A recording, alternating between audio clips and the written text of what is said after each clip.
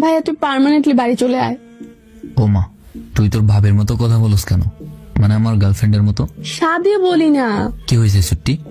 ওই যে আরো 1 মাস আগে যে ছেলেগুলোকে মারছিলি না, ওরা তো এবার কিছু করে নাই, কিন্তু এবার ওরা ওদের বন্ধুদেরকে দিয়ে আজে বাজে কথাবার্তা বলায়।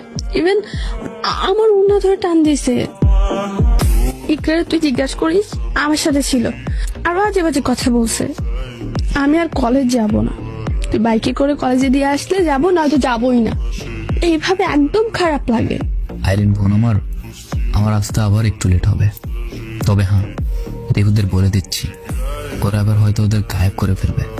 তুই জানোস না ওদের ব্যাপারে, আমি বলে দিচ্ছি। আমি কলেজে যাব না, তুই যতদিন আমাকে নিয়ে না যা। ওকে, আমি বাসায় বলে দিব আম্মুরে। ঠিক আছে ভাইয়া। সপ্তাহ থেকে ছোট রানি। আচ্ছা ভাইয়া। ওই দিন ওরে কি মারছস? ওর সাহস কেমনে হয় ও আবার ওর বন্ধু বান্ধব দিয়ে আমার বোনের রিপ্রেজেন্ট করে? সরি মামা, ওই দিন তো ইচ্ছা মতো মারছি, কিন্তু আবার এমন করবে এইটা তো হওয়ার কথা না। আচ্ছা তুই ঠান্ডা হ, কে কে জ্বালাইছে আবার বল। হোয়াটসঅ্যাপ থেকে আমি তোকে পিক কালেক্ট করে দিচ্ছি, আর এবার মারলে যেন হাত পা গুড়া গুড়া হয়ে যায়। আচ্ছা চিন্তা করিস না, এইবার কোন এক মায়ের বুক খালি হবে।